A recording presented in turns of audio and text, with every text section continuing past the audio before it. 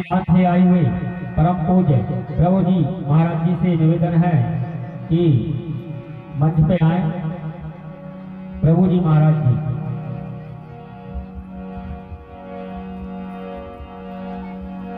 वर्णानां ऋतुशंघानां रसानां छन्दसामपि मंगलानां च कर्तारो वन्दे वाणी विनायको भवानी शंकरो वन्दे श्रद्धा विश्वास रूपिणो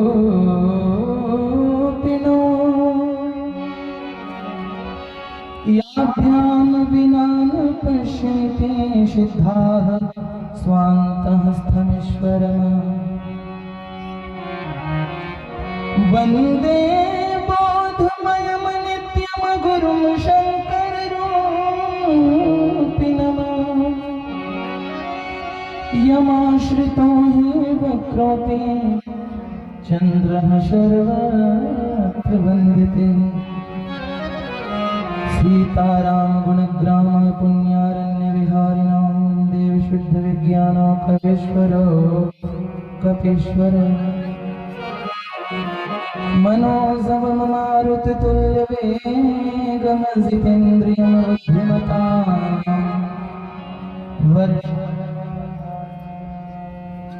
मुख्यं श्रीराम दूतं शरणं प्रपद्ये नीलाम्बुजश्यामलकोमलाङ्गं राधाशमालङ्कृतवामभागम् वंशीधरमयष्ठिधरं मुकुन्दम् नमामि कृष्णं यदुवंशनाथम् अयोध्या मथुरा माया काशी कांची अवंतिका पुरी द्वारावती चैव सप्तैता मोक्षदायिका। तो प्रथम बालकांड है अयोध्या पुरी के तुल्य, प्रथम बालकांड है अयोध्या पुरी के तुल्य। तो दूसरी अयोध्या कांड मथुरा समान है और तीसरा अरण्य कांड मायापुरी माया रूप। चौथे किष्किंधा मध्य काशी विद्यमान और सुंदर है कांची से पांचवी पुरी पुनीत। और छठा युद्ध कांड सो अवंतिका समान है और द्वारावती सातवीं प्रसिद्ध पुरी उत्तर की। अरे मानो सातों कांड सप्तपुरी के समान है, मानो सातों कांड सप्तपुरी के समान है। अरे भक्ति जैसो नाथ नहीं और भरत जैसो भ्रात नहीं और सी मातु तीनों लोक कहूँ ठोर है और सबरी सो प्रेम नहीं और लक्ष्मण सो नेह नहीं और हनुमत सिन सेवा यु साधु सिरमौर है और भारत जैसा देश नहीं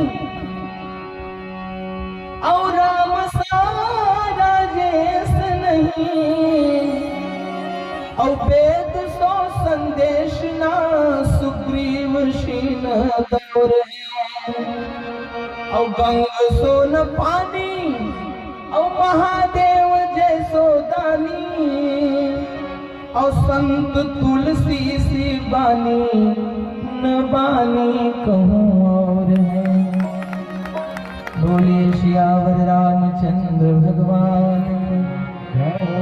गौरी शंकर भगवान की जय हो, श्री राधे कृष्ण भगवान की जय हो, गोस्वामी तुलसीदास जी महाराज की जय हो, सब संत समाज की जय हो, सब श्रोता समाज की जय हो, सब ग्रामवासियों की जय हो, अपने अपने माता पिता की जय हो, भारत माता की जय हो, नमः पार्वती पतये हर हर महादेव।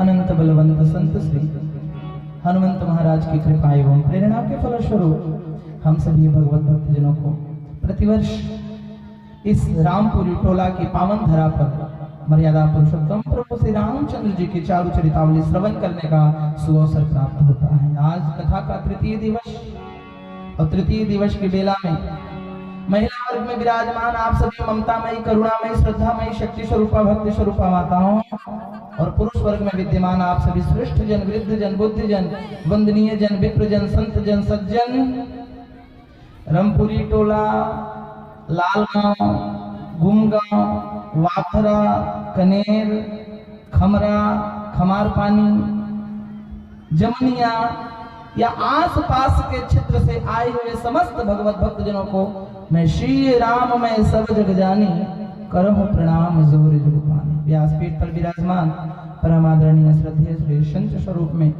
मूर्ति स्वरूप विराजमान आदरणीय प्रभु जी महाराज के चरणों में कोटि कोटि प्रणाम। हमारे कलाकार बंधु जिनके संगीत के माध्यम से आप सभी के कानों में यह कथा सरस एवं तरल रूप से प्रवेश कर रही है, उनको भी बहुत बहुत साधुवाद। और अभी थोड़ी देर पहले आप जिनके मुख से भगवान नाम की श्रृंगार रस कथा को श्रवण कर रहे थे, अमृतमयी कथा श्रवण कर रहे थे, ऐसे बड़े ही सरस एवं ओजस्वी वक्ता मेरे परम स्नेही मेरे अनुज श्री चंद्रशेखर व्यास जी को भी साधुवाद। और उनसे पहले कुमारी कीर्ति जिन्होंने बड़े ही भावपूर्वक, जिनकी आवाज में जो माधुर्य है, आवाज में जो लावण्य है, आवाज में जो सरसता है, जिनकी वाणी में इतना प्रेम है कि वे जब चौपाइयों को गाती हैं तो ऐसा लगता है जैसे कि सुनते ही रह जाएं। बहुत मधुर आवाज में सबसे प्रथम उन्होंने कथा श्रवण कराई, उनका भी मैं मन से अभिनंदन और वंदन करता हूँ। तत्पश्चात हमारे साउंड वाले भैया जिनके विषय में सूर्य को दीपक दिखाने वाली बात है, बहुत ही सुंदर इनकी साउंड सिस्टम व्यवस्था है, बहुत सुंदर। आइए कथा में प्रवेश करें। मैं कथा कहूँ और आप सुने। उससे पूर्व दो पल भगवान नाम संकीर्तन बड़े मस्ती के साथ मिलजुल कर झूमते हुए हाथों की तालियों की सेवा लेते हुए सभी गाएंगे। तत्पश्चात आज की सुंदर कथा में प्रवेश करेंगे। जय रघुनंदन जय सिया राम, जय रघुनंदन जय सिया राम, जय रघुनंदन जय सिया राम, जय रघुनंदन जय सिया राम, जय रघुनंदन जय सिया राम, जय रघुनंदन जय सिया राम, जय रघुनंदन जय सिया राम।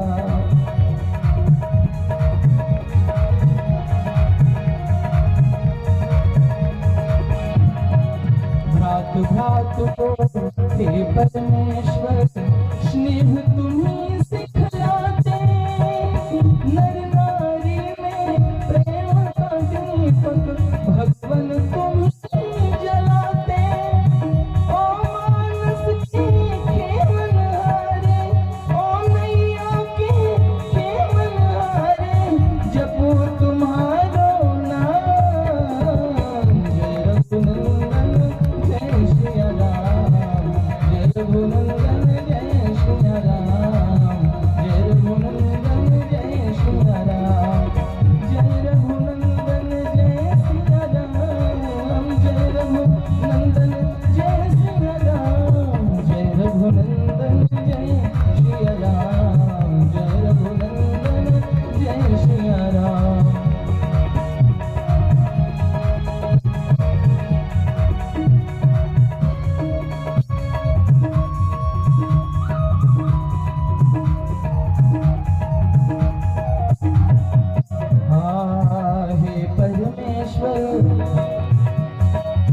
हे परमेश्वर हे गुण ज्ञानी,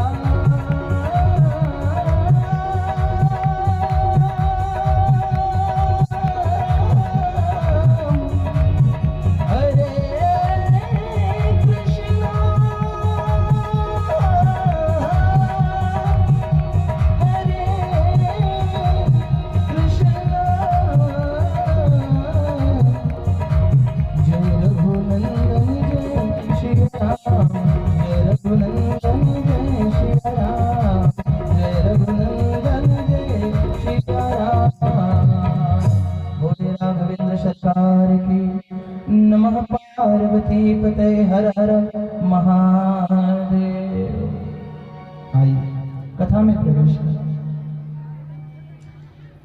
कथा हमारे जीवन को बदलने के लिए होती है महाराज। जिसे सुनकर मानव के विचार बदल जाएं, जिसे सुनकर भटका हुआ जीव सही मार्ग पर चल पड़े, उसे कथा कहते हैं, सत्संग कहते हैं।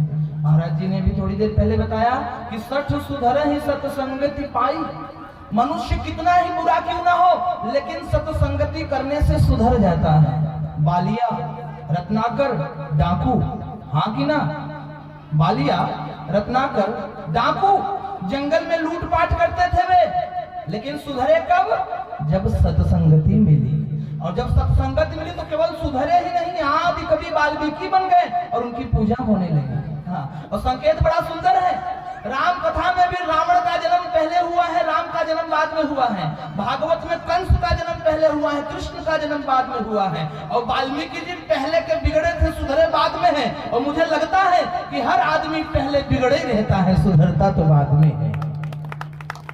सुधरता कब है महाराज? जब सत्संगति होती है। सच सुधरे सत्संगति पाई। और देखो सत्संगति, सत माने सच्चा, संत के साथ रहने को सत्संगति कहते हैं, या अच्छे आदमी के साथ रहने को सत्संगति कहते हैं, यही ना? अच्छा, हमारे यहाँ जब कोई आदमी मर जाता है तो कहते हैं कि आज फला आदमी शांत हो गया। हमारे यहाँ जब कोई आदमी मर जाता है तो कहते हैं कि आज फला आदमी शांत हो गया। मैं पूछना चाहता हूँ कि क्या उसने कसम खा रखी थी कि वो मरने के बाद ही शांत होगा? जिंदा रहते रहते शांत नहीं हो सकता। अब सही मायने में बताएं, जो जीवित रहते शांत है, इस संसार का वही सच्चा संत है महाराज। शांत, जो शांत है वही संत है महाराज। और जिसका मन अशांत है वो कैसे संत हो सकता है? महाराज जी ने बड़े सुंदर बात बताई कि संतों की संगति करो। सही बात, अच्छे लोगों की संगति करनी चाहिए। अच्छे मनुष्यों के साथ रहने से हमारी इज्जत कभी कम नहीं होती। सोने के चाहे 100 टुकड़े कर दो तो भी उसकी कीमत कभी कम नहीं होती। इसलिए हमेशा अच्छे लोगों के साथ रहना चाहिए। 2 हाथ ध्यान दीजिएगा, माताओं बहुत ध्यान दीजिएगा। ये 2 हाथ पुरुष मंडली, ये दाहिना और ये बायां। एक आधे दिन पंडित जी महाराज आपके घर पूजा करवाने आवे और गलती से ये उंगली के बजाय ये हाथ उठाए और आप भगवान को यहाँ से टीका लगाने लगो, यहाँ से भोग चढ़ाने लगो, ये हाथ से काम करने लगे तो पंडित जी अरे हटाओ, पीछे करो, हटाओ हटाओ इसको, ये अशुद्ध हाथ पीछे करो, पीछे करो, ये गंदे हाथ से पूजा होती है, ये दाहिने हाथ से शुद्ध हाथ से पूजा करो, ये हटाओ इसको, पीछे करो। अब इस बेचारे के मन में बड़ी चिंता कि हम इतने गंदे हैं कि भगवान का पूजा तक नहीं कर सकते, हम इतने अशुद्ध हैं, हम जहां जावे वहीं दुत्कारे जाते हैं। और ये हर काम में आगे, ये हर काम में आगे, पूजा भी करे, हवन भी करे, भोजन भी परोसे, भोजन भी करे, पानी भी पिलाए, जो भी काम करे, इनका इतना मान सम्मान और हमारी इतनी बेइज्जती। तो इनके मन में बदला लेने का भाव आया कि मौका मिलेगा तो मैं बदला लूंगा इनसे। और भैया एक दिन एक महात्मा आए इनके घर, इन्होंने बड़ा सम्मान किया और सोई महात्मा इनके भी घर पहुंचे तो इन्होंने भी सम्मान किया, पर उदास थे। महात्मा ने उदासी का कारण पूछा तो ये बोले कि हमारे बड़े भाई की बड़ी इज्जत होती है और मेरी कोई कदर ही नहीं करता। तो महात्मा ने कहा क्या चाहता है? इन्होंने कहा कि जितनी इज्जत इनकी होती है मैं चाहता हूँ मेरी भी उतनी ही इज्जत हो। तो महात्मा ने कहा देर मत कर, जा दौड़ के पांव पकड़ ले, उसके साथ हो जा, उसका साथ मत छोड़। अब ये दौड़ा दौड़ा आया, बड़े भाई के चेलों को पकड़ लिया और बोला आज के बाद अब आपको हम कभी नहीं छोड़ेंगे। बड़े ने कहा कोई बात नहीं, तुम्हारे साथ रह, तेरी इज्जत बनी रहेगी। अब देखो, अब घर में कोई मेहमान आए, पानी देना है, लीजिए ना थोड़ा। अब कोई नहीं करा, हटो हटो हटो। अब भगवान को भोग लगाना है, आहुति देनी है, स्वाहा। अब कोई नहीं करे, हटो हटो हटो। टीका लगाना है, अब कोई नहीं कह रहा है, हटो हटो हटो। क्यों? क्योंकि अच्छे आदमी के साथ लग गया ना, अच्छे आदमी के साथ लग गया ना, इसलिए इज्जत बढ़ गई। हमें हमेशा अच्छे लोगों के साथ रहना चाहिए। अच्छे लोगों के साथ रहने से हमारी इज्जत बढ़ती है। हम कितने ही बुरे हो, कितने ही घटिया हो, कितने ही खराब हो, कितने ही पापी हो, कितने ही दुराचारी हो, कितने ही अनाचारी हो, लेकिन अगर अच्छे आदमी के साथ लग जाते हैं तो हमारी इज्जत बढ़ जाती है। इसलिए हमेशा अच्छे लोगों की संगति करो। भागवत कथा में आपने कथा सुनी थी, एक हाथी सरोवर में स्नान करने गया तो हाथी का पांव मगर ने पकड़ लिया। किसने? सुना था ना? और वो मगर हाथी के पांव को पकड़कर खींच कर पानी के अंदर ले जा रहा है और मगर घबराया। हम मगर चिल्ला रहे हैं कि छोड़ छोड़ छोड़ मेरा पांव छोड़, मेरा पांव छोड़। लेकिन एक बार मगर ने जिसको पकड़ा ना, फिर वो छोड़ता नहीं है साहब। अच्छा ये मत सोचो कि उस मगर ने केवल उस हाथी का ही पांव पकड़ा था, उस मगर ने हमारा और आपका सबका पांव पकड़ा है। अभी यहाँ से घर जाना और अगल बगल वालों से कहना इतनी अच्छी कथा चल रही, तुम सुनने क्यों नहीं आते हो? तो एक ही जवाब देंगे, अरे जी का बताऊं, चल तो दूं मगर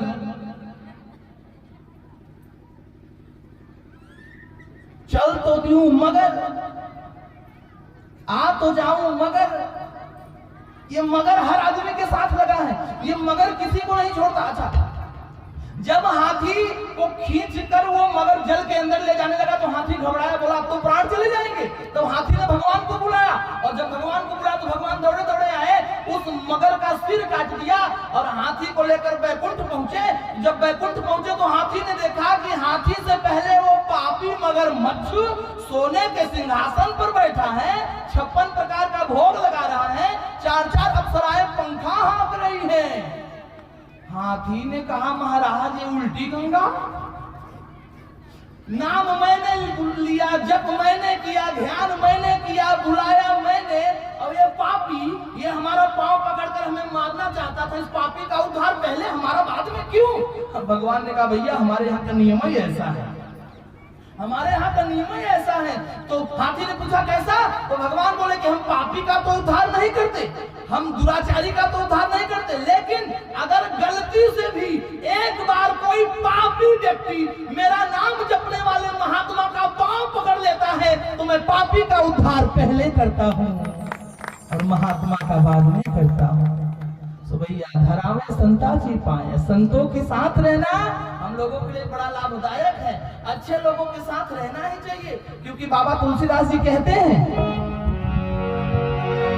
सठ शुधरहि सत्संगति पाई, सठ शुधरहि सत्संगति पाई, सठ शुधरहि सत्संगति पारस परस उधातु सुहाई, पारस परस उधातु सुहाई, सच शुधरहि सत्संगति पाई, सच शुधरहि सत्संगति पाई, सच शुधरहि सत्संगति पाई। पारस परस उधातु सुहाई, जैसे पारस मणि पत्थर के स्पर्श से लोहा सोना बन जाता है, वैसे ही आदमी कितना ही बुरा क्यों ना हो, अगर वह सत्संगति करता है तो सत्संगति करने वाले बिगड़े हुए आदमी का भी जीवन कंचन बन जाता है, सोना बन जाता है। एक आदमी तेल का व्यापार करता था और उसकी लोहे की बड़ी बड़ी टंकियां हुआ करती थी साहब, लेकिन एक बार उसके व्यापार में घाटा लगा और 6 महीने के लिए उसका गोदाम बंद हो गया। आदमी बड़ा परेशान हुआ, 6 महीने तक नीम हकीम का चक्कर लगाया लेकिन फायदा कुछ नहीं हुआ। एक बार प्राण देने को सोचा तो एक महात्मा जी रास्ते में मिले, बोले बेटा चिंता मत कर, मेरे पास एक पत्थर है, इस पत्थर का नाम है पारसमणि। ये पारसमणि पत्थर तो अपने लोहे की किसी भी एक टंकी में डाल देगा तो तेरी लोहे की टंकी सोना बन जाएगी और तू अपना फिर से व्यापार चला लेना। आदमी बड़ा खुश हुआ, महात्मा के द्वारा पारसमणि का पत्थर लेकर दौड़ा दौड़ा आया और 6 महीने से बंद गोदाम के ताले को तोड़ा, अब दरवाजा खोल के अंदर गया, सामने ही एक लोहे की बहुत बड़ी टंकी थी, तो नीचे खड़ा होकर ऐसे टंकी के अंदर पत्थर को डाला और टंकी सोना नहीं बना, जो कहते हो रहा। बड़ा क्रोध आया, बोला दुनिया वाले तो ठगते ही हैं, ये संत महात्मा भी ठगने लगे। तो एक लाठी लेकर दौड़ा महात्मा के पीछे, बेचारे रास्ते में ही मिल गए महात्मा। बोले क्या बात है बेटा? बोले फालतू पत्थर देकर पारसमणि बता दिया। महात्मा बोले ऐसा नहीं, पत्थर तो सही है, चलकर हमें तो दिखा। और महात्मा उसके साथ आए। बोले कौन सी टंकी में डाला? बोले ये सामने वाली टंकी में। महाराज ने कहा कि एक सीढ़ी लाओ, हम देखें अंदर है कि नहीं। सीढ़ी लगाई गई और महात्मा जी जब सीढ़ी से अंदर झांके तो क्या देखे? देखो गोदाम 6 महीने से बंद था। स्वाभाविक है आप अपने घर के कमरे को साफ सफाई ना करो तो 2 हफ्ते में जाले लग जाते हैं मकड़ी की। अब वो 6 महीने से बंद था महाराज। टंकी के अंदर मकड़ी के जाले लग गए थे और वो पारसमणि पत्थर उसी जाले पर झूल रहा था, स्पर्श नहीं था। अच्छा वो टंकी क्या? हमारा यह शरीर ही वह लोहे का टंकी है और भगवान की कथा पारसमणि पत्थर है। बार बार इस पत्थर को हम स्पर्श कर रहे हैं, बार बार इस पत्थर को स्पर्श करने की कोशिश कर रहे हैं। कभी गुणगांव, कभी रंगपुरी टोला, कभी छिंदवाड़ा, कभी महाराष्ट्र, कभी दरियापुर, कभी कहीं बार बार इस पत्थर के स्पर्श में आ रहे हैं। तो भी ये टंकी सोना नहीं बन रहा है। क्यों? क्योंकि कारण है, क्योंकि इस टंकी के अंदर काम के जाले, मकड़ी के जाले, मोह के ज्वाले, द्वेष के जाले, दंभ के जाले, ईर्ष्या के ज्वाले, जलन के ज्वाले, अभिमान के जाले लगे हुए हैं। जब तक जालों को साफ नहीं करोगे तब तक ये टंकी सोना बनने वाली नहीं है। इसलिए पहले अरे हमने आंगन नहीं बुहारा, हमने आंगन नहीं बुहारा, तो बोलो कैसे आएंगे भगवान, कैसे आएंगे भगवान। पहले अपने अंतर मन की सफाई करो महाराज। अगर दिल तेरा साफ है, अगर कर्म तेरे अच्छे हैं तो किस्मत तेरी दासी है, और दिल तेरा साफ है तो घर में ही मथुरा और काशी है। इसलिए मन को साफ रखो, मन को साफ। आदत बुरी सुधार लो, समझो हुआ भजन। आदत बुरी सुधार लो, समझो हुआ भजन। कोई तुम्हें बुरा कहे तुम सुन करो क्षमा, वाणी का स्वर संवार लो, समझो हुआ भजन। आदत बुरी सुधार लो, समझो हुआ भजन। आए हो तुम कहां से, जाओगे तुम कहां, बस इतना ही मन विचार लो, समझो हुआ भजन। आदत बुरी सुधार लो, समझो हुआ भजन। ये सारी बातें हमें कथा बताती है महाराज। कथा हमें जीवन जीना सिखाती है। हमें निज धर्म पर चलना सिखाती रोज रामायण। हमें निज धर्म पर चलना सिखाती रोज रामायण। हमें निज कर्म को करना बताती रोज रामायण। हमें निज कर्म को करना बताती रोज रामायण। हमें निज धर्म पर चलना बताती रोज रामायण। रामायण हमें धर्म सिखाती है, क्योंकि राम कथा में भाई भाई की कथा है, भाई भाई को कैसे रहना चाहिए। राम कथा में पति पत्नी की कथा है कि पति पत्नी को कैसे रहना चाहिए। राम कथा में बाप और बेटे की कथा है कि बाप और बेटे को कैसा रहना चाहिए। राम कथा में मालिक और नौकर की कथा है कि मालिक का व्यवहार नौकर के प्रति कैसा होना चाहिए। राम कथा में मित्र के प्रति व्यवहार है कि एक मित्र को अपने मित्र के साथ कैसे रहना चाहिए। महाराज यह हमें राम कथा सिखाती है। बाबा तुलसीदास जी, गोस्वामी तुलसीदास जी ने नामकरण के समय में लक्ष्मण जी का नामकरण किया था और कहा था,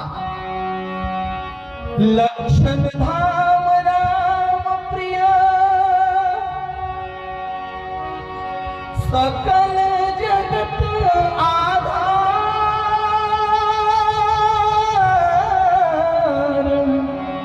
मुनि वशिष्ठ तेहि राखा, लक्ष्मण नाम उदार। उदार उदार लक्ष्मण नाम उदार। तुलसीदास जी कहते हैं ये बड़े उदार हैं, इनका नाम लक्ष्मण है, राम जी के अति प्रिय है, सभी लक्षणों के धाम हैं, और ये बड़े उदार हैं। कौन? लक्ष्मण जी। पूरी रामायण में लक्ष्मण जी की कहीं उदारता आपको देखने को मिली? कहीं नहीं। उदारता तो कहीं देखने को ही नहीं मिली, जहां देखो वहीं चंचलता। भरे दरबार में महाराज जनक जी के बड़े दरबार में जब धनुष कोई नहीं तोड़ पाया, जब धनुष किसी से नहीं उठा, जब धनुष कोई नहीं तोड़ पाया, तो महाराज जनक ने कहा कि हे दीप दीप के राजागण, अरे हम किसे कहे बलशाली है, हमको तो यह विश्वास हुआ कि पृथ्वी वीरों से खाली है। इसलिए एक काम करो, आसरा छोड़ प्रस्थान करो, दुख दिया हमें है दाता ने, और सीता सुकुमारी का विवाह लिखा ही नहीं विधाता ने। निकल जाओ मेरे राज दरबार से तुम सब लोग, मैं जान गया वीर विहीन मही मैं जानी। लक्ष्मण जी बैठे थे महाराज, और राजा तो दुबके, लेकिन लक्ष्मण जी से कहां दुबकना होता। महाराज जी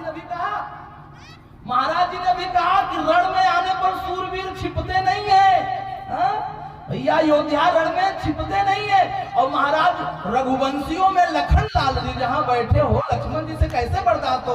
लक्ष्मण जी ने कहा बस विदेहरा जनक बस,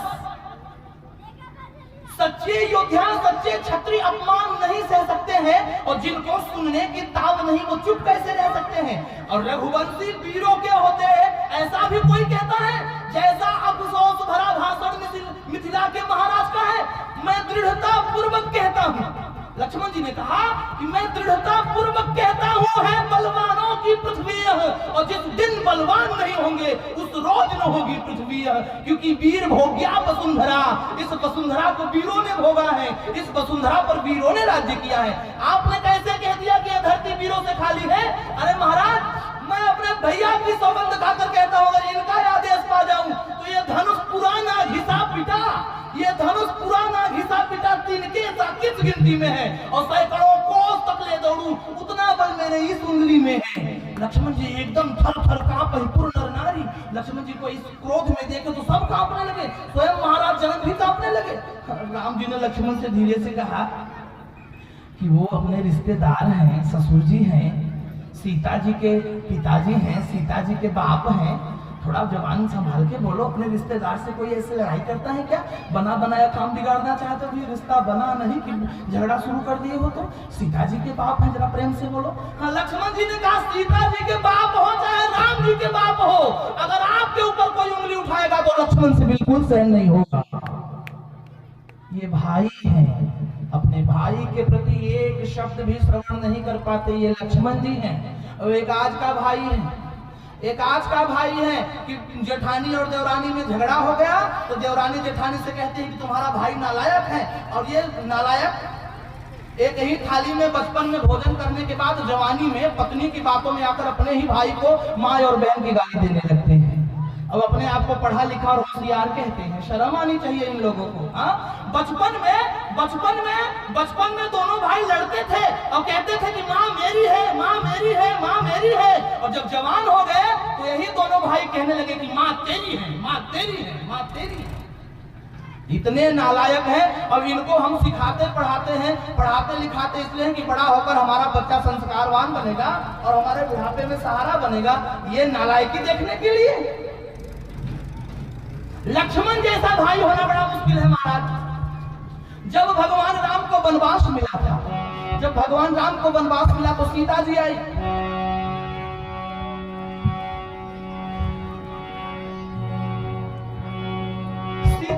सीता जी बोली मैं चलूंगी आपके साथ। लक्ष्मण जी ने भी सुना, लक्ष्मण जी ने सुना तो लक्ष्मण जी से भी रहा नहीं गया। लक्ष्मण जी भी दौड़ते दौड़ते आए और बोले भैया मैं क्या सुन रहा हूँ, आप बन जा रहे हैं?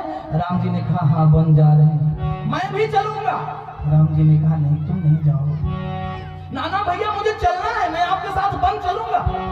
तो राम जी ने कहा जाकर अपने माता पिता से पूछ कर आओ। लक्ष्मण जी ने कहा माता पिता? कौन माता पिता? मात पिता जाना ही नहीं कहूं, मैं ना किसी को माता जानता हूँ ना मैं किसी को पिता जानता हूँ। मैं तो बस इतना ही जानता हूँ कि स्वामी रामो मत सखा रामचंद्रन सर्वेश्वम में रामचंद्रन दयालु नान्यम जाने ही नहीं वो जानी ना जाने। ना मैं किसी को माता जानता हूँ ना मैं किसी को पिता जानता हूँ, मेरे लिए तो आप ही दोनों जो हो सो हो। राम जी ने कहा ना ना ना ना ऐसी गलती मत करो, तुम्हारी एक माँ है, ये सीधे भवन में जाओ, दाहिनी ओर जाओ, फिर सीधा जाओ, दाहिनी ओर जाओ, फिर सीधा जाओ, सामने एक मंदिर है, उस मंदिर में तुम्हारी माँ बैठी है, नाम है सुमित्रा, जाओ उनसे सलाह लेकर आओ। लक्ष्मण जी गए, सुमित्रा माता को प्रणाम किए और बोले माँ मैं बन जाना चाहता हूँ भैया के साथ। तो सुमित्रा जी ने कहा जाना चाहता है तो पूछने किससे आया है तू बेवकूफ? किससे पूछने आ गया? तू तुझे बन जाना चाहिए था, तो जा बन, पूछने किससे आ गया? तो लक्ष्मण जी ने कहा माता जी से पूछने आ गया, सुमित्रा माता जी से पूछने आ गया। कौन तुम्हारी माता? मैं सुमित्रा, मैं तुम्हारी माता हूँ? अरे मैं तेरी माता वाता नहीं हूँ। लक्ष्मण जी ने कहा अभी तक तो मैं यही जानता था कि मेरी माँ सुमित्रा है, मेरे पिता दशरथ हैं, और आज कह रही हूँ कि मैं तुम्हारी माता पिता नहीं, तो फिर मेरे माता पिता आखिर में सच में है कौन? सुमित्रा जी ने कहा कि तात तुम्हार मातु मैं दे, तात तुम्हार मातु मैं दे, और पितारा सब भांति सने, पितारा सब भांति स्नेही। आप तुम्हारी माँ वैदेही है और तुम्हारे पिता राम है। तो लक्ष्मण जी ने कहा अब तक तो मैं आप ही को समझता रहा। तो सुमित्रा जी ने कहा जैसे कोई दूध बेचने वाला आदमी हो, घर घर में दूध पहुंचाता हो, और एक दिन दूध ना पहुंचा पाया हो, तो लेने वाला स्वयं घर पे आ जाए, दूध निकालते समय उससे बोले भैया हमारा दूध दो, तो दूध निकालते समय वो आदमी बोले कि चौकी पे दूध रखा है, अपना वाला ले लो। तो चौकी पे 3-4 बर्तन में दूध रखा है, डब्बे में रखा है, लोटा में रखा है, बाल्टी में रखा है। तो लेने वाले ने कहा कि भैया बाल्टी का दूध लूं कि लोटे का दूध लूं? तो दूध निकालने वाले ने कहा कि भैया तुम्हारा जो हो वो ले लो। उसने कहा कौन सा, बाल्टी वाला कि लोटे वाला? अब आप बताओ दूध बाल्टी का या लोटे का है कि दूध गाय या भैंस का है? दूध तो गाय भैंस का है, लेकिन बाल्टी रूपी पात्र में रखा गया है। सुमित्रा जी ने कहा कि लक्ष्मण तू है तो राम का, लेकिन सुमित्रा रूपी पात्र में रखा गया है। मेरे पात्र में रखे जाने से तू मेरा नहीं हो गया, तू तो राम का ही है। एक बात बता, राम जी को वनवास कौन भेज रहा है? किस कारण से राम बन जा रहे हैं? लक्ष्मण जी ने कहा वो मछली माता कैकेयी ने राम भैया को वन भेज दिया, मछली माता कैकेयी ने। सुमित्रा जी ने कहा दोबारा ऐसा मत कहना, दोबारा ऐसा मत कहना कि मछली माँ ने वन भेज दिया। तेरे भाग्य खुल गए रे लक्ष्मण, तेरे भाग्य खुल गए। अरे तुम्हारे भाग्य राम बन जाई, तुम्हारे भाग्य राम बन जाई, दूसर है तू तात कछु नाही, दूसर है तू तात कछु नाही। आज राम अगर बन जा रहे हैं लक्ष्मण तो तेरे भाग्य के कारण जा रहे हैं। आज तेरा भाग्य उदय हो गया है। तो 14 वर्ष राम जी के साथ वन में जाके अपना नाम इतिहास के स्वर्णिम अक्षरों में अंकित करवा ले, इतिहास के सुनहरे अक्षरों में अंकित करवा ले। लक्ष्मण एक काम करना, तू वन में तो जा रहा है, लेकिन सपने में भी अपने बड़े भाई राम के प्रति ईर्ष्या मत लाना, क्रोध मत लाना, द्वेष मत लाना, स्वप्न में भी ये काम मत करना। तो लक्ष्मण जी ने कहा माँ मैं गारंटी लेता हूँ कि जब तक मैं जागता रहूंगा तब तक मेरे मन में यह ईर्ष्या नहीं आएगा, क्रोध नहीं आएगा, उनके प्रति द्वेष नहीं आएगा। कदाचित अगर सो गया तो गलती से सोने में सपना आ गया और सपने में आ गया तो सुमित्रा माता ने कहा तब तू एक काम कर, बन जाने का विचार त्याग दे। लक्ष्मण जी ने कहा माँ मैं बन जाने का विचार नहीं त्यागूंगा, लेकिन आज से मैं शपथ लेता हूँ कि 14 वर्षों तक मैं सोऊंगा ही नहीं। 14 वर्षों तक जाग कर लखनलाल ने अपने बड़े भाई की सेवा किया था। महाराज एक आज का भाई है, भाई भाई का दुश्मन बना हुआ है जरा जरा सी बात पर, और 14 वर्षों तक राम जागते रहे, 14 वर्षों तक लक्ष्मण जी जागते रहे, राम सोते रहे। लेकिन 14 वर्षों में एक रात ऐसी थी जिस रात लक्ष्मण जी सोए थे। 14 वर्षों में एक रात ऐसी थी जिस रात लक्ष्मण जी सोए थे, और जिस रात लक्ष्मण जी सोए थे ना, उस रात मेरे भगवान जाग करके लक्ष्मण को अपनी गोदी में बिठा के रोए थे। माता रात भर राम जी रोते गए।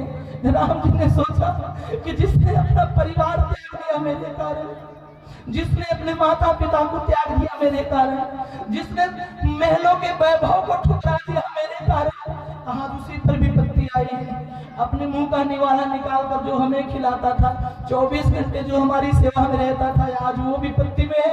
एक बात याद रखना, जब भगवान को पता चल जाता है कि अब मेरा अनन्य भक्त है, यह मेरा परम भक्त है, मेरे अलावा इसे कुछ सूझता नहीं, तो जब उस भक्त के ऊपर विपत्ति आती है तो उस भक्त को भगवान अपनी गोदी में बिठाकर उसके दुखों को दूर करने का उपाय करते हैं। अनन्या चिंतयन्तो माम ये जनाः पर्युपासते तेषां नित्याभियुक्तानां योगक्षेमं वहाम्यहम्। अनन्य भाव से जो भगवान को बसता है, भगवान उसके सारे पाप को नष्ट कर उसे पुण्य प्रदान करते हैं, उसके जीवन में सुख प्रदान करते हैं महाराज। इसलिए माताओं, आप सबसे एक निवेदन है, आप सबसे एक निवेदन है कि आपस में भले ही कितनी लड़ाई हो जाए देवरानी जेठानी में, लेकिन अपने मन की बात अपने पतियों से मत बताना, अपने मन की बात अपने पति से मत बताना।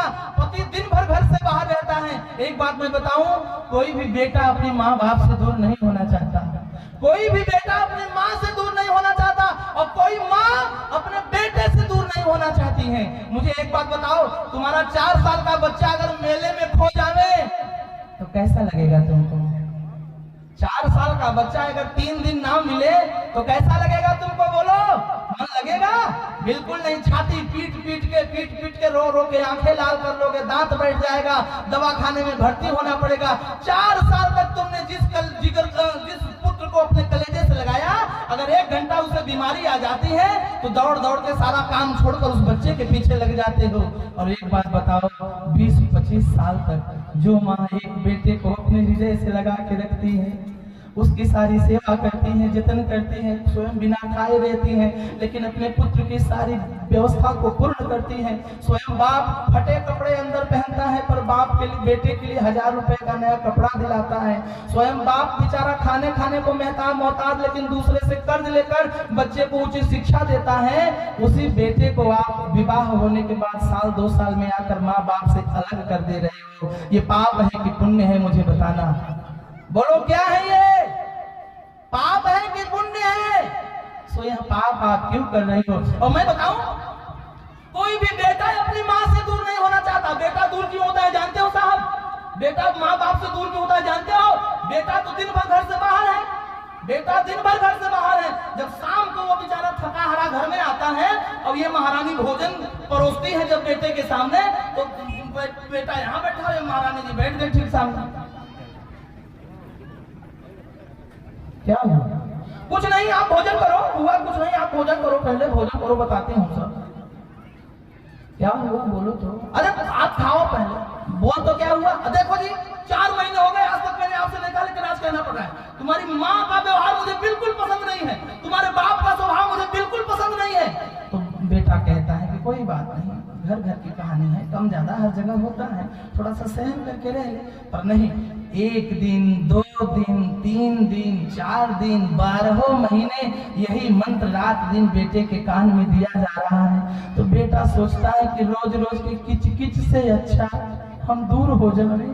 नहीं तो सही बताऊं, कोई भी बेटा अपने माँ को नहीं छोड़ना चाहता, और कोई भी माँ अपने बेटे से दूर नहीं होना चाहती माताओं। इसलिए निवेदन है कि बेटे को माता और पिता के बुढ़ापे के सहारे उस लाठी बने रहने दो, उन्हें उनके माता पिता से अलग ना करो। नहीं तो एक बात बता दे रहे हैं, आपको भी बेटा है, बुढ़ापा आने पर वह बेटा आपको लाठी से मारेगा तो फिर दोष मत देना, क्योंकि जैसी करनी वैसी भरनी, जैसा करोगे वैसा भर। भाई को एक दूसरे से अलग ना होने दो, यह हमें राम कथा सिखाती है। कल मैंने आप सबसे एक निवेदन किया था कि अपने अपने सासू माँ को प्रणाम करके आना। किसने किया? 1 2 3 4 5 6 7 8 9 10 बस। बहुत अच्छी बात है, हमें प्रणाम करना चाहिए, बड़ों को प्रणाम करना चाहिए। बड़ों को प्रणाम करने से मन में नम्रता आती है, विनम्रता आती है माताओं। तो अभी हम भाई की कथा सुन रहे थे, लेकिन यह राम कथा पति और पत्नी की भी कथा है महाराज। अच्छा एक बात और, चर्चा चल रही तो बता ही दूं आपको, चर्चा चल रही तो मैं बता दूं आप लोगों की। राम रावण का युद्ध हो रहा था, राम जी ने रावण को बाण मारा, रावण धरती पर गिर पड़ा। रावण धरती पर गिर पड़ा। राम जी ने रावण से पूछा विजय किसकी हुई? रावण हंसकर बोला विजय की बात करते हो? विजय तुम्हारी नहीं हुई राम। राम जी ने कहा क्या बात करते हो, मेरी नहीं तो फिर किसकी हुई? रावण बोला विजय तो मेरी हुई है, विजय तो मेरी हुई है। राम जी ने कहा कैसे? रावण ने कहा कि अपने जीते जी मैं तुम्हें लंका के महल में प्रवेश नहीं करने दिया और तुम्हारी आंखों के सामने मैं तुम्हारे घर में जा रहा हूं, साहस हो तो रोक कर दिखाओ। और दूसरी बात, राम इस युद्ध में अगर तुम विजयी हुए हो ना तो अपने भाई लक्ष्मण के कारण विजयी हुए हो, और मैं हारा हूं तो मेरे भाई विभीषण के कारण हारा हूं, मेरे भाई विभीषण के कारण हारा हूं। राम ने कहा कैसे? रावण बोला कि इस युद्ध में, इस लड़ाई में तुम्हारा भाई लक्ष्मण तुम्हारे साथ खड़ा रहा और इस युद्ध में मेरा भाई विभीषण मेरा होकर भी मेरे साथ नहीं, तुम्हारे साथ खड़ा रहा। अगर मेरा भाई विभीषण भी मेरा साथ देता तो राम तुम क्या, मुझे ब्रह्मा भी नहीं मार सकते थे। सो अगर मैं हारा हूं तो अपने भाई के कारण हारा हूं, अगर आज मेरा भाई भी मेरे साथ रहता राम तो तुम मुझे नहीं मार सकते थे। कथा बड़ा सुंदर संकेत देती है, भाई भाई को इकट्ठे रहना चाहिए। इनको करने दो, आपस में फांसी ले ले तो लेने दो, जहर खा ले तो खाने दो, लेकिन इनके कहने पर भाई भाई में बैर मत पालो। याद करो, याद करो, याद करो, जब तुम्हारा बचपना था, जब तुम विद्यालय पढ़ने जाते थे तो तुम्हारा बड़ा भाई तुम्हारी उंगली पकड़कर तुम्हें ले जाता था, उसमें धूप लगती थी तुमको, तो बड़ा अपने शरीर का सर्प उतार के तुम्हारे ऊपर छाव करता था कि ये मेरा छोटा भाई है। तुम्हारी कॉपी, तुम्हारे कलम, तुम्हारे चाक खत्म हो जाते थे तो अपने बैग से निकाल कर वो तुमको देता था। तुम्हारा विवाह जब हो रहा था, तो सबसे ज्यादा खुशी बड़े भाई को थी। तुम्हारे लिए नया जूता लाया, तुम्हारे लिए नया कपड़ा लाया, लेकिन अपने लिए पड़ोसी से जूता मांग कर पहन कर जाता है तुम्हारा भाई महाराज। और तुम्हारी बहू जब घर में आती है तो जेठानी तुम्हारी बहू के लिए 4 दिन 8 दिन सारा इंतजाम करते हैं, लेकिन 10 दिन बीतने के बाद फिर आपस में मन मुटाव। मेरी माताओं, ऐसी गलती कभी नहीं करो, ऐसी गलती कभी नहीं करो। मिलजुल कर रहना सीखो, मिलजुल कर रहोगे तो इज्जत होगी, कदर होगी। एक दिन की बात है, एक आदमी फल खरीदने के लिए ठेले पर गया, पूछा अंगूर क्या भाव? तो दुकानदार ने कहा 80 रुपया किलो। ओ भैया, ओ काका, फल क्या भाव? दुकानदार बोला 80 रुपया किलो। खरीदने वाले ने कहा इतना महंगा क्यों, सस्ता दो। तो बेचने वाले ने कहा बगल में ले जाओ, अंगूर के टूटे टूटे दाने बगल में पड़े थे, बोले ये ले जाओ 20 रुपया किलो। खरीदने वाले ने कहा ये सस्ता क्यों, ये महंगा क्यों? दुकानदार ने कहा ये महंगा इसलिए है क्योंकि ये गुच्छे में है, और ये सस्ता इसलिए है क्योंकि ये गुच्छे से अलग है। कीमत गुच्छे में रहने से होती है माताओं, गुच्छे में रहोगे तो कीमत बनी रहेगी, अलग अलग रहोगे तो कीमत खत्म हो जाएगी। मैं मानता हूँ कि जब परिवार बड़ा होता है तो एक ही परिवार में 10 लोगों का रहना, 20 लोगों का रहना मुश्किल हो जाता है, मैं मानता हूँ। चलो मैं आपको एक और नसीहत देता हूँ कि तुम्हारा 1 नहीं, 2 नहीं, 3 नहीं, 4 नहीं, 5 मकान हो जावे, 5 मकान हो जावे। 5 मकान में तुम रहने भी लगो, पर 5 मकान में रहने के बाद भी आपस में प्रेम बना रहे, यही हमें कथा सिखाती है। राम लक्ष्मण भरत शत्रुघ्न की कथा हमें यही सीख देती है कि दूर दूर रहने के बाद भी आपस में प्रेम बना रहे, ये हमें कथा सिखाती है। और बाप अपनी बेटी को शिक्षा देता है इसलिए कि बेटी ससुराल जाकर मेरा नाम ऊंचा करेगी। बाप अपनी बेटी को सिखाता है कि बेटी ससुराल जाने के बाद मेरा नाम करना, मेरा मान सम्मान बढ़ाना, मेरी शोहरत, मेरी इज्जत बढ़ाना। वो बेटी बोली पिताजी आप बिल्कुल चिंता मत करो, मैं ससुराल जाने के बाद बहुत तरक्की करवाऊंगी, ससुराल की बड़ी तरक्की होगी। बेटी पहुंची ससुराल, 8 साल बाद वापस आई तो बाप ने बेटी से पूछा बेटी तूने कितनी तरक्की करवाई, मेरा नाम कितना रोशन किया, ससुराल में कितनी तरक्की करवाई? बेटी बोली बाबूजी मैंने ससुराल में बहुत तरक्की करवा दी, बहुत तरक्की करवा दी। बाप ने पूछा कितनी करवाई? तो बेटी बोली कि बाबूजी जब मैं ससुराल में गई थी तो एक ही चूल्हा जलता था, आज 8 साल में मैंने 4 चूल्हा जलवा दिया है। अरे बाप ने कहा इससे तो अच्छा तो तरक्की ना ही करवाती तो अच्छा था। भैया मिलजुल कर रहना सीखो, हमें निज धर्म पर चलना सिखाती रोज रामायण। कथा तो आप सब जानते हो, पर कथा का अर्थ क्या है ये कोई जानता है क्या? जानने के बाद भी आचरण में नहीं लाते हो। सब जानते हैं राम कौन है, कृष्ण कौन है, सीता कौन है, लक्ष्मण कौन है, भरत कौन है, शत्रुघ्न कौन है, सब जानते हैं, लेकिन उनसे सीख क्या रहे हो, उनसे ले क्या रहे हो? 30 साल से कथा हो रही है तो लिया क्या? महत्वपूर्ण ये है कथा में पति पत्नी का भाव कैसा होना चाहिए, ये भी हमें सिखाता है महाराज।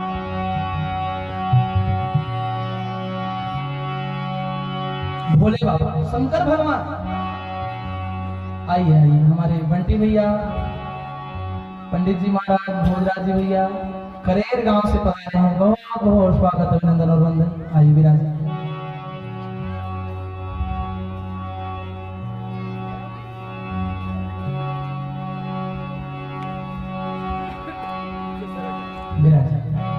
जरा ध्यान देना, पति पत्नी का स्वभाव एक दूसरे के प्रति कैसा होना चाहिए हमें कथा बता रही है। देखो आप सबसे निवेदन, पत्नी, ओ भैया नूर सिंह भैया, पत्नी घर में रहते रहते बोर हो जाती है, सबके लिए है, सबके लिए पत्नी घर में रहते रहते बोर हो जाती है। सवेरे 5 बजे सोकर उठती है तो रात के 11 बजे तक दौड़ती रह जाती है बेचारी। कभी कभी हमें भी उसका ख्याल रखना चाहिए, एक आधे दिन महीने में मेले ठेले में घुमा देना चाहिए, कोई शॉपिंग वॉपिंग करवा देना चाहिए, नहीं ज्यादा दूर तो बिछुआ ले जाके पानी पूरी ही खिलवा देना चाहिए, करना चाहिए, क्योंकि एक दिन की बात है। भोले बाबा हमारे शंकर भगवान से सीखो कि पत्नी के साथ कैसे रहना चाहिए।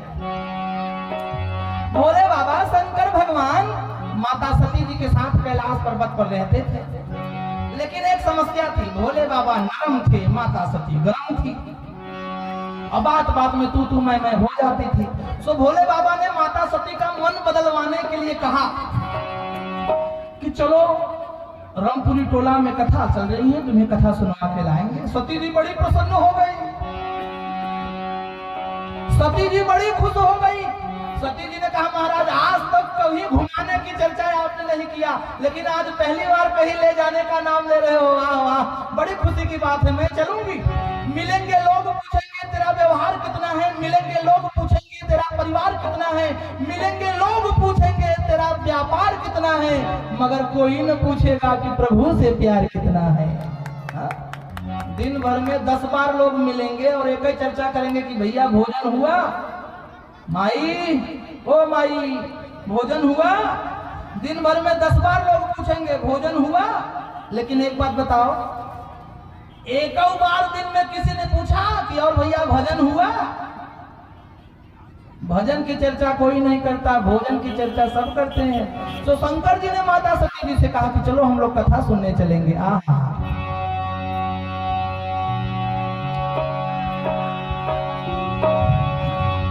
एक बार तेता जुग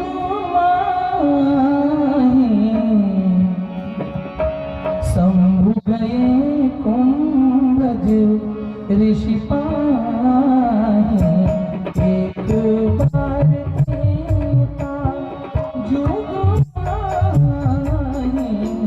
शंभु गए कुंभज ऋषि पाए, एक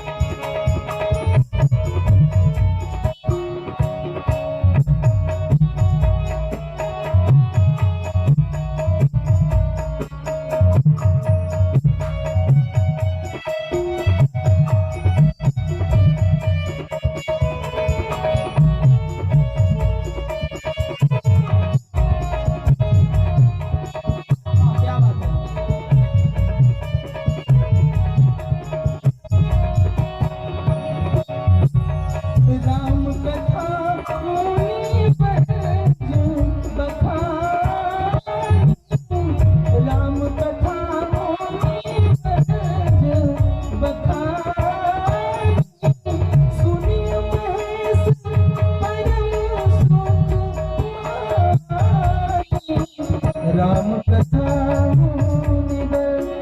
जो बखाने, सुनिए महेश परम सुख माने। एक बार देता जुग माहे, शंभु गए कुंभज ऋषि पाने। एक बार की बात, त्रेता युग में भोले बाबा को कथा सुनने की इच्छा हुई, सो वे कथा सुनने के लिए अगस्त ऋषि के आश्रम में गए। लेकिन एक बात जरा ध्यान से सुनो, कथा सुनने अकेले नहीं जाना चाहिए। पुरुष मंडली, कथा सुनने बंटी भैया अकेले नहीं जाना चाहिए। बाबूजी, कथा सुनने हमेशा 2-4 लोगों के साथ ही जाना चाहिए। और पुरुष को तो और किसी को नहीं, लेकिन अपनी पत्नी को जरूर साथ लेकर आना चाहिए। तो शंकर जी ने कहा अकेले जाएंगे तो मामला गड़बड़ है, इसलिए पत्नी को साथ लिया। संग सती जग जननी भवानी, साथ में सती को लिया और माता सती जी के साथ कथा सुनने आए। तो आप लोगों से निवेदन है, शंकर जी से कछु सीखो, कल से माता जी के साथ आइएगा। और माता जी से निवेदन है कि कल से भोले बाबा को साथ लाइएगा। जिनकी नहीं है, जिनकी नहीं है वो अकेले आए। लेकर आएंगे तो फिर राम कथा नहीं होगी, महाभारत होगा। और फिर हम काशी नहीं जा पाएंगे, वहां जाएंगे जहां कृष्ण जी का जन्म हुआ था। इसलिए जिनकी है वो अपने को लेकर आवे, और जिनकी ना हो वे अकेले आवे, किसी मित्र को लेकर आवे। कथा में हमें 2-4 लोगों के साथ ही आना चाहिए। भैया शंकर जी ने माता सती जी को साथ लिया, तो सती जी के लिए तुलसीदास जी लिखते हैं, संग सती जग जननी भवानी, कथा आपने सुनी है। और जब सती जी शंकर जी के साथ दरवाजे पर पहुंची तो अब एक ऋषि का देखिए, ऋषि का व्यवहार, ऋषि का स्वभाव। ऋषि अगस्त ऋषि अपने मंच से नीचे उतर गए और शंकर जी का सम्मान किया। पूजे हूँ ऋषि अखिलेश्वर जाने। बड़ा कौन? जो दूसरों को मान देना जानता है वो बड़ा होता है, जो दूसरों का सम्मान करना जानता है वो बड़ा होता है महाराज। चाहे वो उम्र हो, चाहे धन हो, चाहे पद हो, चाहे जो हो, बड़ा वही जो दूसरों का मान करना जानता है। कल की ही बात देखो, आदरणीय हमारे पटेल जी, बाबूजी, हम लोग जैसे ही यहाँ कथा विश्राम हुई और रास्ते में ही पहुंचे तो बाबूजी दरवाजे पर ही खड़े थे और वो भाव के साथ हमारे आदरणीय कृष्ण कुमार पटेल बाबूजी, इतना सम्मान दिया इन्होंने। कल चाय उन्हीं के यहाँ ली, चाय नहीं वो चाह ही है। व्यक्ति को अपने मन की चाह दूसरे के सामने रखनी ही चाहिए महाराज। जब तक हम अपने मन का भाव प्रदर्शित नहीं करेंगे तो सामने वाला भाव कैसे जानेगा आपका।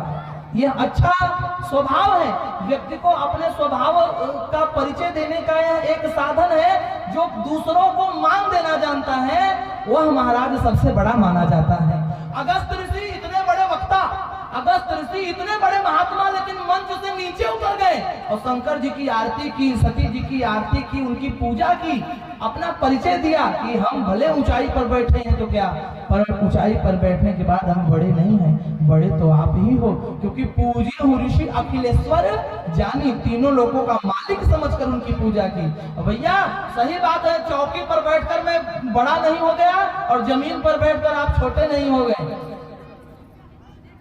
चौकी पर बैठने वाला चौकीदार और जमीन पर बैठने वाला जमींदार। तो बताओ चौकीदार बड़ा कि जमींदार बड़ा?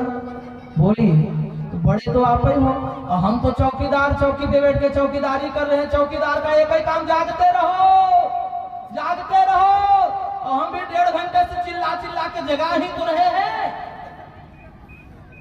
जगा ही तो रहे हैं। 1.5 घंटे से चिल्ला चिल्ला के जो अपना धर्म हम निभा रहे हैं। अब आप लोगों की मर्जी, अपना धर्म समझो या ना समझो भैया। तो दूसरों का मान करना चाहिए। आजकल आदमी दूसरों का सम्मान कम, अपना सम्मान ज्यादा चाहता है। दूसरों का मान कम, अपना मान ज्यादा चाहता है। आजकल हर आदमी को लगता है कि मैं बड़ा, मैं बड़ा, मैं बड़ा। हर आदमी को लगता है मैं बड़ा। एक बार की बात कि 5 उंगलियों में भी आपस में एक दिन झगड़ा हो गई। ये बोली मैं बड़ी, ये बोली मैं बड़ी, मध्यमा बोली मैं बड़ी, अनामिका बोली मैं बड़ी, कनिष्ठिका बोली मैं बड़ी। आपस में झगड़ा शुरू। पांचों, ये देखिए आध्यात्म की बात है, जरा ध्यान से सुनना तो समझ में आएगा। ये सब वेदांत और आध्यात्म की चर्चाएं हैं। ये पांचों उंगली आपस में लड़ बैठी। अंगूठा कहने लगा मैं बड़ा, ये चारों कहने लगी मैं बड़ी। आजकल भी यही हो रहा है, मैं बड़ा मैं बड़ा मैं बड़ा, मुझे वोट ज्यादा दो, मुझे वोट ज्यादा दो, मैं बड़ा मैं बड़ा। हर आदमी को लग रहा है मैं बड़ा। तो इन चारों ने अंगूठे से पूछा तू कैसे बड़ा? तो अंगूठा बोला कि जब किसी को ठेंगा दिखाने की जरूरत पड़ती है तो मैं उपयोग में आती हूँ, इसलिए मैं बड़ी। हम बगल में खड़ी थी तर्जनी। तर्जनी बोली चुप कर, नाटी सी ठीक नहीं सी, तू काहे की बड़ी? अरे तुझसे बड़ी तो मैं हूँ। चारों ने पूछा तू कैसे बड़ी? तो तर्जनी बोली कि जब किसी को धमकाने की जरूरत पड़ती है कि देख लूंगा मैं तेरे को, तो मेरी जरूरत पड़ती है, इसलिए मैं बड़ी। और बगल में खड़ी थी मध्यमा और मंद मंद मुस्कुरा रही थी ये बीच वाली। चारों ने पूछा तू भी बोल। ये मुस्कुराते हुए बोली प्रत्यक्षम किम प्रमाणम, प्रत्यक्ष को प्रमाण की क्या जरूरत, सारा संसार जानता है मैं बड़ी हूँ। बगल में खड़ी थी अनामिका। अनामिका बोली अरे तू बड़ी क्यों है? जानती है क्योंकि तेरे साथ रात दिन मैं खड़ी हूँ, इसलिए तू बड़ी है। कभी कभी लोगों को लगता है कि मैं साथ में रहा करके तुम्हारा काम हो गया, मैं नहीं रहता तो कुछ नहीं कर पाती। ये भी एक प्रकार का अभिमान लोगों को। अनामिका बोली कि मैं रात दिन साथ में खड़ी हूँ करके तू बड़ी है, अगर मैं साथ छोड़ दूं तो तू किसी काम की नहीं, अब तुझसे बड़ी मैं हूँ। लोगों ने पूछा तू कैसे बड़ी, तू कैसे बड़ी? तो ये बोली कि जब शादी विवाह होता है वो रिंग वाला जो होता है, रिंग सेरेमनी वाला, मैं ना रहूं तो कहाँ होगा, इसलिए मैं बड़ी मैं बड़ी। और दूसरों के माथे पर चंदा लगाना हो तो मेरी जरूरत पड़ती है, इसलिए मैं बड़ी मैं बड़ी। सब कह रहे थे मैं बड़ी मैं बड़ी मैं बड़ी। इन्हीं के बीच में एक बड़ी कमजोर सी दुबली पतली ये कनिष्ठिका बेचारी चुपचाप पड़ी थी, ये कुछ नहीं बोल रही थी। तो चारों ने कहा तू भी बोल नहीं तो बाद में बोलेगे कि हमें मौका नहीं मिला, हमें मौका नहीं मिला। तो एक कनिष्ठिका बोली कि तुम्हें लगता है तुम बड़ी, तुम्हें लगता है तुम बड़ी, तुम्हें लगता है तुम बड़ी, तुम्हें लगता है तुम बड़ी, मुझे लगता है कि तुम चारों से मैं बड़ी। तो चारों ने पूछा तू काहे की बड़ी, तू काहे की बड़ी, तू काहे की बड़ी? तो ये बोली कि जब घर में कोई मेहमान आते हैं, घर में कोई महात्मा आते हैं, घर में कोई परमात्मा आते हैं, घर में कोई महात्मा संतात्मा परमात्मा महात्मा महात्मा विमलात्मा हंस परमहंस सन्यासी जोगी जति आते हैं, तो तुम चारों से उनका सम्मान करने के लिए तुम चारों के सबसे आगे हाथ जोड़े मैं खड़ी, इसलिए मैं बड़ी। जो दूसरों का मान करना जानता है, जो दूसरों का सम्मान करना जानता है, वो बड़ा होता है। सो अगस्त ऋषि ने भगवान भोले बाबा की आरती करी, उनकी विनती की। इसका मतलब ये नहीं कि अगस्त ऋषि छोटे हो गए, दूसरों को मान देना ही चाहिए। यह हमें कथा सिखाती है। आपके घर पे, आपके दरवाजे पर अगर कोई आवे तो उनका आदर करना चाहिए। अब देखो कहना नहीं चाहिए पर मैं कह रहा हूँ,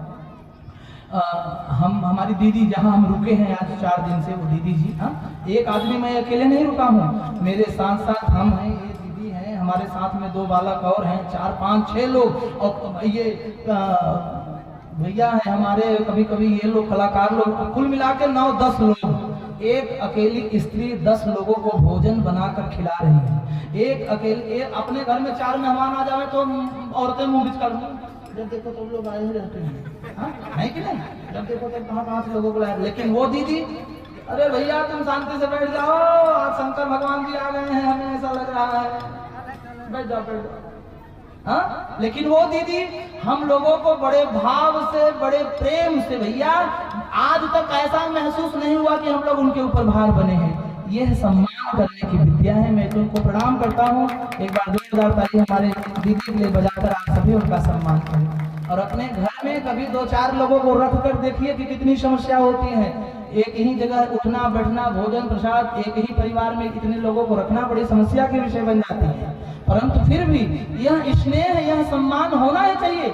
दीदी ही नहीं, मुझे तो लगता है कि आप सभी लोग 30 वर्षों से कथा को सुन रहे हो, सो यह स्नेह प्रेम तो आप सब लोग दे रहे हो। मैं पहले दिन से ही देख रहा हूँ। और प्रथम भगत संतन कर संगा, संतों का संग यह पहली भक्ति है। और सो यह पहली भक्ति आप सब में कूट कूट कर विद्यमान है।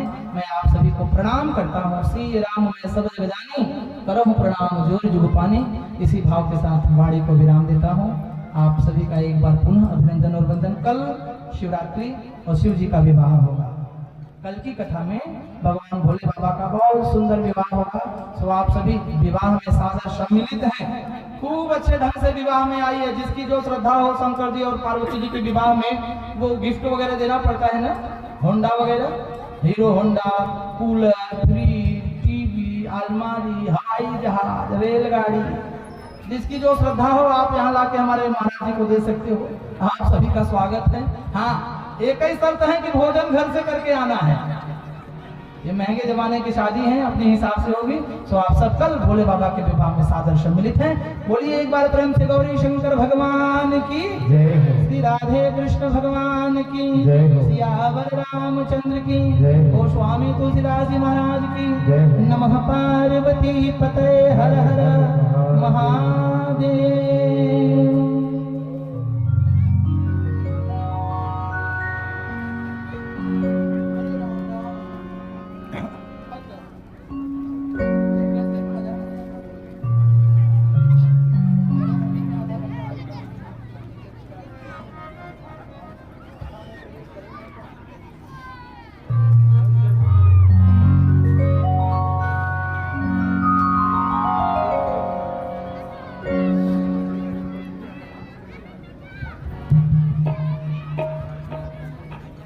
अब आरती होगी। सो आप सभी